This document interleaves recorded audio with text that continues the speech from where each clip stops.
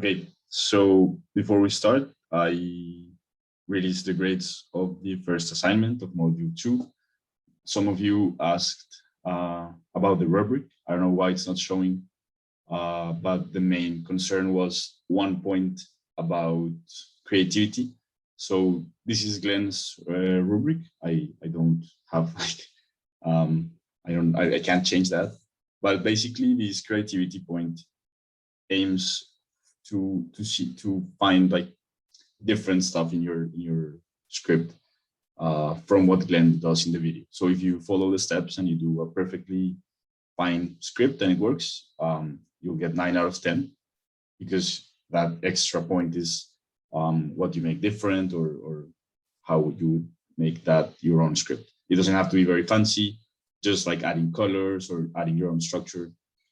From now on, you'll be surely working on your structure. So I think that will be easy to get the creativity point. Another way would be to use different approaches. I would always encourage you to try different ways of doing stuff. Probably there's more efficient ways that what Glenn and I think of and what we show you. So I would love to see new ideas in that way as well. So with that said, I'm going to share my screen and go through some basic points before showing you the Dynamo that I prepared. If for any reason you can't hear me or my screen is frozen or anything, just chat me, okay? Or if you have my phone, call me because sometimes my computer would just die. So, okay, so some general comments for your assignments. Oops, sorry. When you modify any family in your assignment, for example, the cylinder family or any other, make sure that you save it in your Revit file. So when I grade your assignment, I can have that same family. I think none of you that are here in today's workshop had that issue, but a couple of students forgot to add the family, so I couldn't run the script entirely. So keep that in mind. Also, keep your BIM 360 space in folders for each module and make sure that you have only one file for each assignment. So if you keep the same name, it will automatically be saved as version 1, version 2, and so on. And always, no matter what assignment or if you're doing Dynamo or Grasshopper, always use groups to organize your script and add descriptions of what you're doing. Especially if you don't rename nodes, I would appreciate if you add a description of what's happening so I can grade it easier. And then I wanted to talk to you about some common issues that I found on a couple of assignments. The first one is when you define variables, be very careful of the first letter, especially if the name of the variable is similar to something that Dynamo works with. So for example, here in this screenshot, the variable space started with a capital letter, but space is a class within Dynamo. So that can be like a little bit problematic. So make sure if you want to use that word space, make sure it's written in a lowercase as this example here as point. That way, when you use point and a method, you won't be calling the class, but you will be calling methods on this object. So just long story short, use lowercase letters for your variables. Then okay,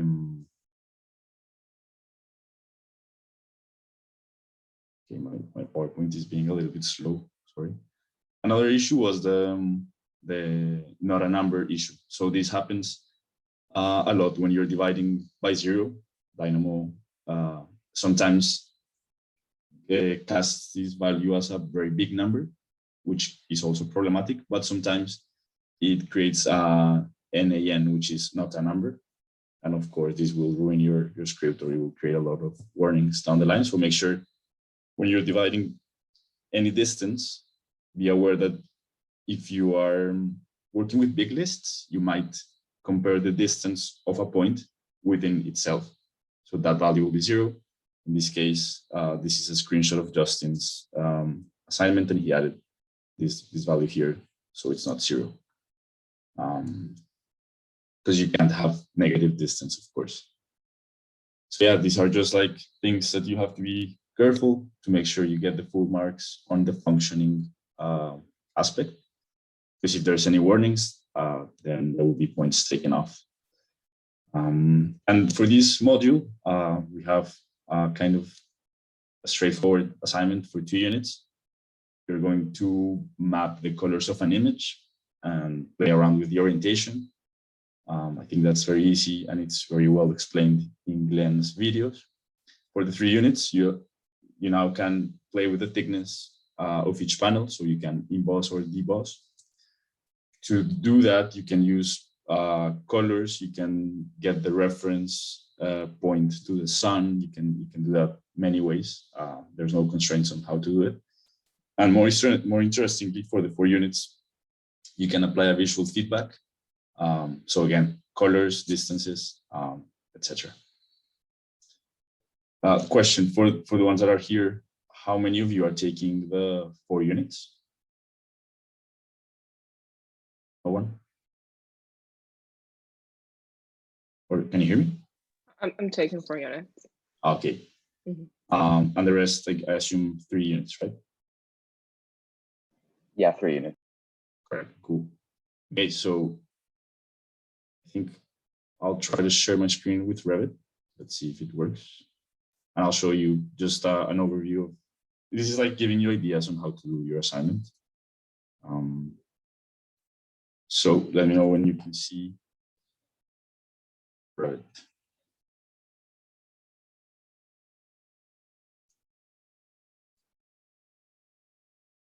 Can you see Dino?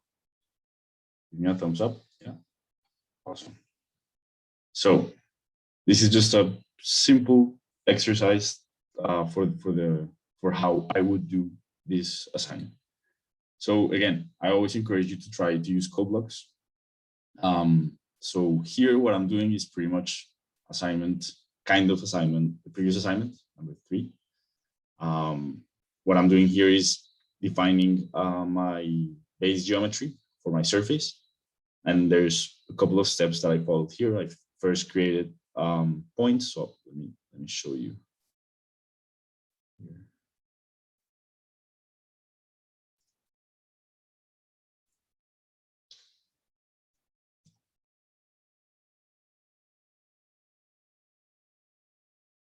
So I created 2 points to create a line, and then I gave an offset to that line on the y-axis. What I did was the A and B points are along the x-axis. Then that would be my center line, which would go from A to B. And then I create a left and right line, which is just the same center line. And then I apply a translate function using the vector by coordinates. And then I have a y translation, which for the left is positive, and for the right curve, it's negative. So that gives me 3 curves. Then I get some points along a parameter. For this case, my parameter is 0.4. And I just pick points on those parameters, and then I give them offsets. So I get this. So I get these 3 points, and then I combine those points with my initial lines, and I create these arcs. So that's pretty straightforward. That's using the function arc by 3 points. And then the last step is doing a loft over those arcs. I think you already know how to do that. So once I have my surface, and this can be the one you have from your assignment, or you can create a new one, I'm going to panelize it using panel quad. This panel quad comes from Launchbox, so make sure you have that installed. Now what that does is panelizing your surface. So I'm going to work with the panels first. So what I did here is I take the panels and I want to extract the normal vector of each one of those panels. because I'm going to compare that normal with the sun or distance amount between them. So the very first step is to get that normal.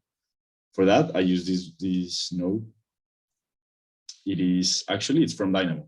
There's no, it doesn't belong to any other package. It's just called surface normal parameter. And it needs, of course, a parameter to get those surfaces. So that parameter would be the center point of each panel.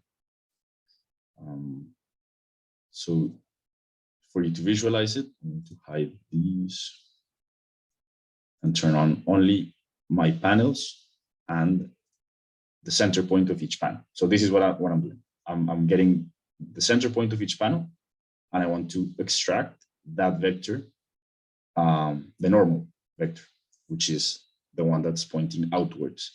Now, to verify how those directions are coming, I have this node called line by start point, direction, and length.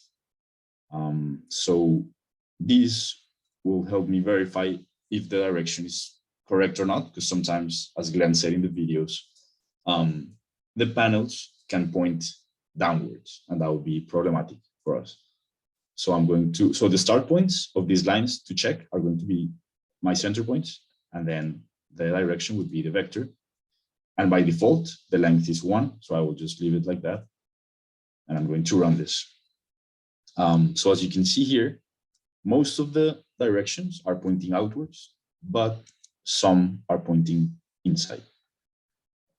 For example, all of these, if you check it, they are pointing to the inside of the shell. So to fix that, Glenn has a very cool custom node approach. Now, I'm going to be very honest with you. I have used custom nodes, but I am aware of the challenges that custom nodes bring. So I would encourage you to use custom nodes if you feel confident about how you're going to use them in the future. If you're still testing your script and you're not sure that you found the right path, I would not try to go with custom nodes, because custom nodes would be like collapsing a lot of nodes into one, and you don't have visibility of what's going on. So because of that reason, and because this is really useful and really cool, I wanted to show you this approach to fix the orientation. It's basically using an if statement. I'm going to first explain this format and then show you how it works. The if statement in CodeBlock has three parts. The first one is the test, which would be a Boolean, true or false. Then after the test, I put a question mark, and that kind of formats the rest of the code. Then after the question mark, I hit enter, and I would put my if true values, and then a colon, and then if false values, semicolon. So I'll just test it really quickly here so you can see it works with any type of data, strings, numbers, objects, whatever. So when I run this, my result would be the B, because that's on the if false container. And if I change this to true, I will get my ace, right? I think that's very straightforward. So now I'm going to change that to fix this orientation. So I'm going first to see which directions are pointing downwards. So to do that, I'm going to type a variable, any variable, for example, direction. And then I'm going to type dot and the letter Z in capital. That will give me the seed component of all of those vectors. You see? And some of these are negative. So these are the ones that we want to fix. The X and Y are the same, but we want to fix is the orientation in terms of the seed value. So I'm going to ask the question if this is smaller than 0. So far, it will give me a true or false. But I need to add this question mark to make it a format. So I'm going to add the question mark.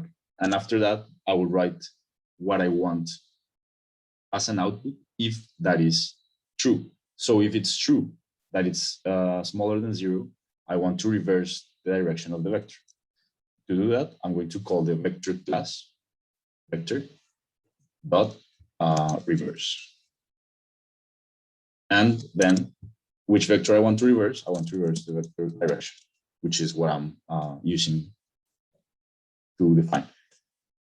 And then if the z component of my vector is positive, I just want to return the same vector. I don't want to touch it. So I'm going to output direction. So when I run this, I would get a list of vectors, but they should be fixed in terms of the orientation. And to verify this, I'm going to plug these fixed directions into here, and then I should see the panels pointing upwards. These ones that were the ones that were pointing outwards. So you see now everything is pointing in the right direction.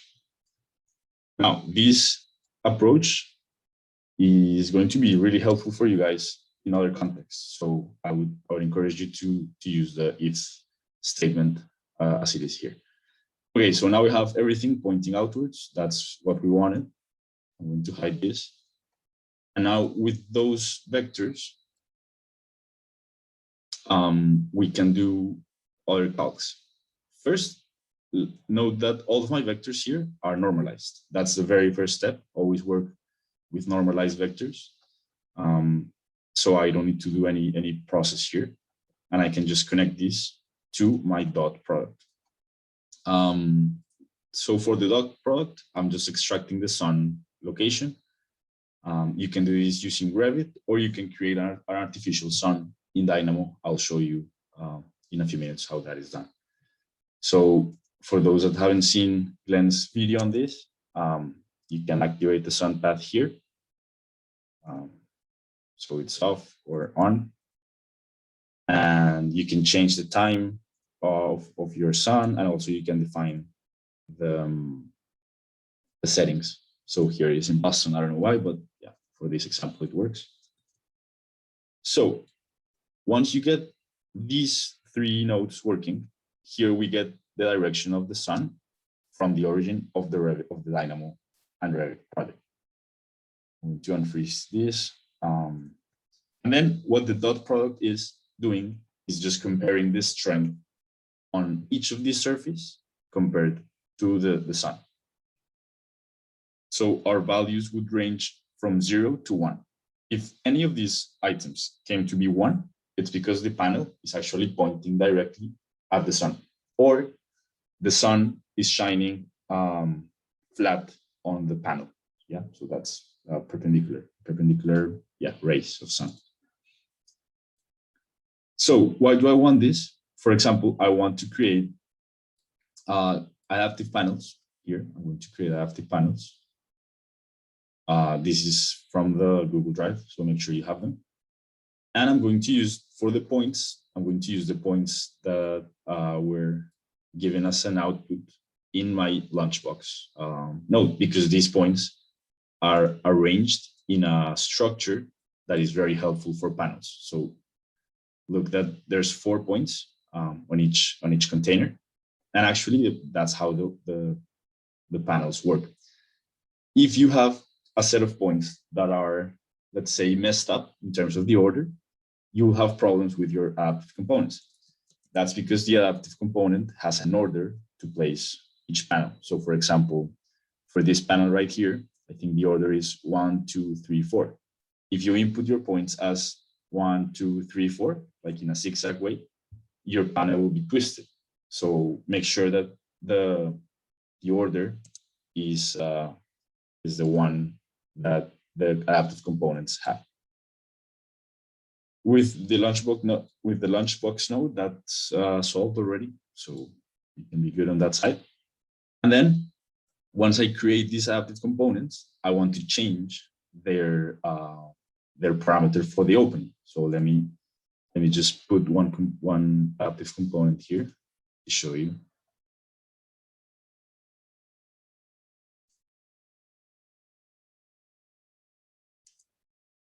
So I think you've already played around with this. It has 2 parameters, the frame width %A and the B. Here are the numbers that I told you. So it's 1, 2, 3, 4.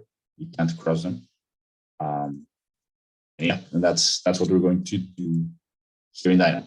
Once we put it, then we're going to set the parameter by name correspondingly, and we're going to do a remapping here.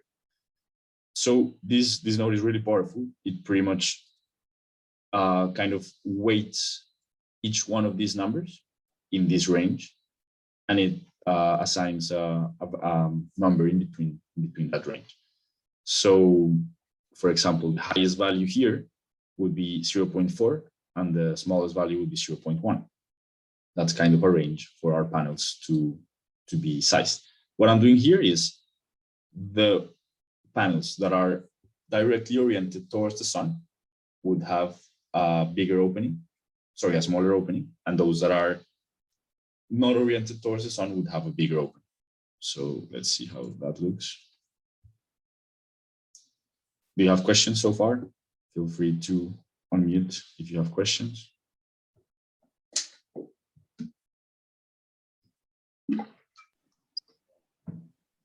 Real quick, about Lunchbox, as Justin pointed out, not being updated for Revit yet. This is a really simple question, I'm sure, but I'm quite new. Will it work for Dynamo? I need to get these nodes, the Grasshopper version. So for the Grasshopper version, you still have Lunchbox, which actually works smoother than Dynamo. So you would be good if you wanted to do this on Grasshopper as well. Oh, sorry, I should have been clear. I was hoping to do this in Dynamo, but I only see the link to download Lunchbox, the Grasshopper version of Lunchbox. So okay, sorry, I didn't. Yeah, looks like you didn't. Yeah. So want to download Lunchbox, see the link is for Grasshopper. I would like to do this assignment like you in Dynamo, and was wondering if the Lunchbox or Grasshopper will work in Dynamo. You can do the assignment in both. So if you have your previous structure in Grasshopper, Glenn posted like a simple structure for Dynamo that you can use. So you can choose both. I think what he's saying is that the link to like download Grasshopper or to download Lunchbox only works for Dynamo or for Grass. To download Lunchbox only works for Grasshopper. That's what we were talking about. You have to go into the 220C drive on Google Drive and download the folder and put it in a specific place. And that's like what I was having issues with, but it might work for you. I think that was what your question was. I didn't mean to interrupt you. That was your question, Gabe? Kind of both. So okay, both are clear. So you go to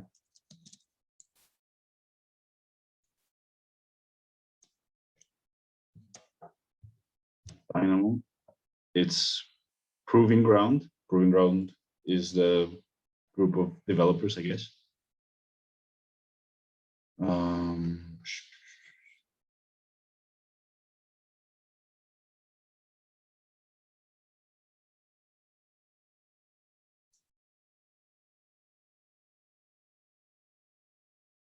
Okay, yeah, I need to look into that, but I think Glenn has the folder, or I can pass it to you later as well. I think so. So are we trying to download the Lunchbox for Dynamo? Is this what we're doing now? Or yeah, I was just looking for the link. I think what Glenn said, like yeah, we go to the packages, and then I think there you search Lunchbox. I think yeah, you go to like package finder, you can search Lunchbox for Dynamo, and they have like it's like 28.8. Right. Yeah, 2018 or yeah. Yeah, but you can't do. That's why you have to download it from the drive, because this doesn't do anything.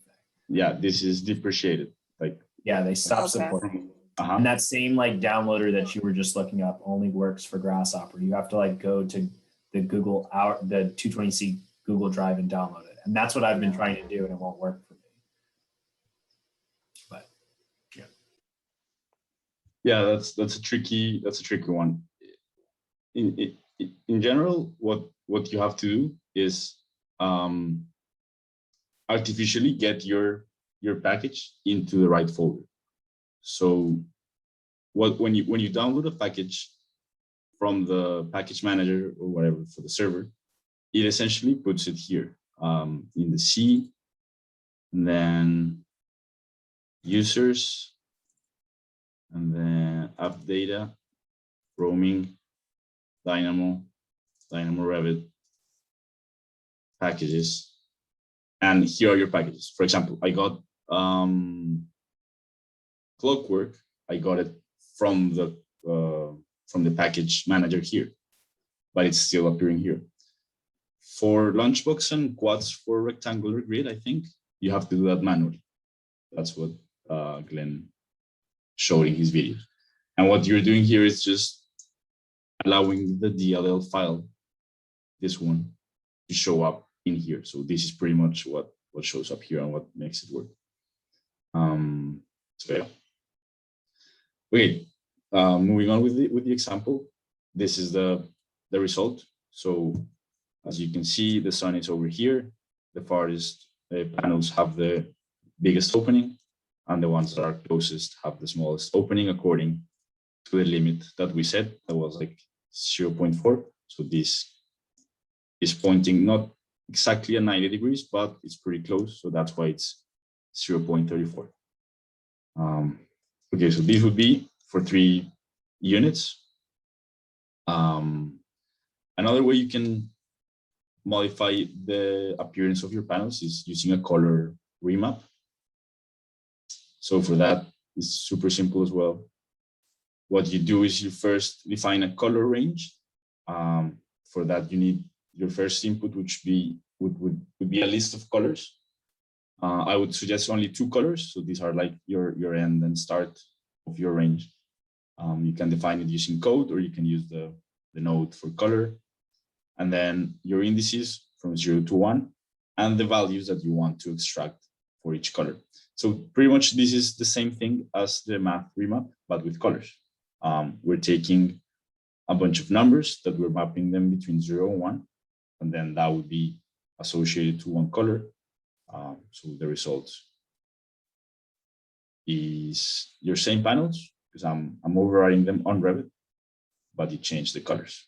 So yeah, this is the result. The closest, not the closest, the ones that are pointing towards the sun are green, and the ones that are not are red.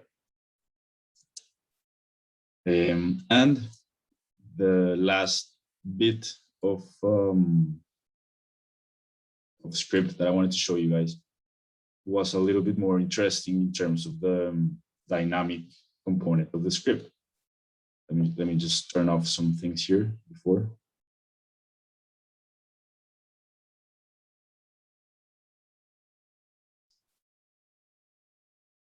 Okay. So after doing that in Revit, I wanted to show you that it's not mandatory to use the sun configurations in Revit. Actually, you can use your own in Dynamo. So for that, I did a fake sun. And for that, I just built an arc by 3 points, and I have a slider that moves around that arc representing the sun. So it looks like this. It's pretty much the same thing. I did it in Dynamo because it's a little bit faster in terms of running it automatic. So you can't, so you don't need to go back to Revit and check what's the result. So with this, essentially with this, what I get is just a point of this sphere here. And this is what I'm going to compare to move my structure around. So this entire group is just moving panels according to the orientation of the sun. So imagine like if you had PV panels or something that you wanted to maximize the exposure to sun, you could do it like this.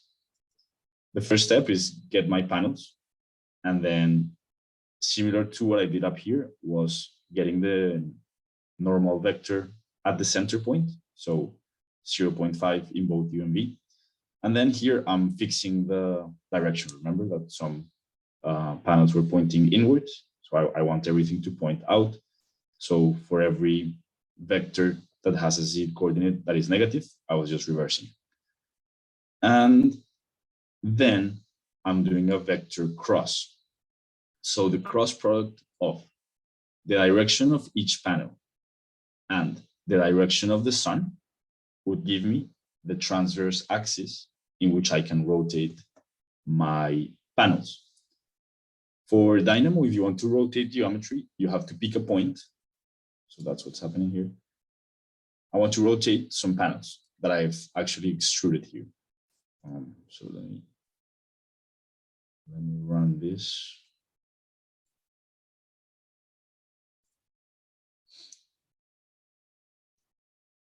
So I take my basic panels and I'm giving them a little bit of thickness so I can see how they rotate when I move the sun around. So that's how it looks like. So all of these panels are the same. It's like a copy, but it's just a little bit thicker. And that is what I want to rotate. So that's my geometry. My origin for the rotation would be the center point of each panel. That will be like the rotating point. The axis is the resulting of the normal vector of each surface and the vector that's pointing towards the sun, which is this one. So picture, I mean, you remember from physics the cross, the cross product of vectors. So if you cross X and Y, you will get Z. It's kind of, if you cross X and Y, you will get the Z vector, which is kind of the pivot point of the rotation going on. So that's exactly what we want. And that will be my axis of rotation. And then the degrees, I just did an angle with vector, which gives me the direction that I need to rotate. But I don't want to go full on that rotation. I wanted to make it a little bit more seamless. So what I did was remapping it, keeping the minimum angle that I found, because the shape is like a bit longitudinal. So some angles might not be zero entirely. I want to leave them as they are. And you can define a top as 200, or you can play around with the top value. And then once it's rotated, I'm giving it a different color, like a reddish color. So it's easier to spot. So I'm going to preview this.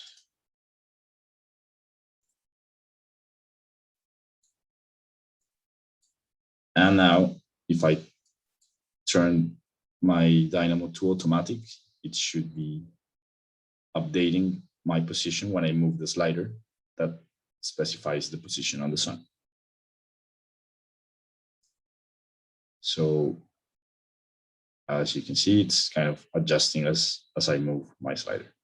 It's pretty slow, but yeah, it's doing it automatically.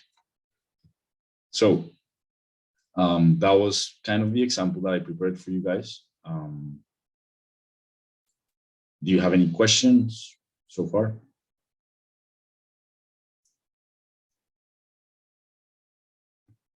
So yeah, that's it for today. Let me know if you have questions when you start doing the assignment. I'm going to look deeper into the lunchbox issue, see if I can find what's the problem, and let you know.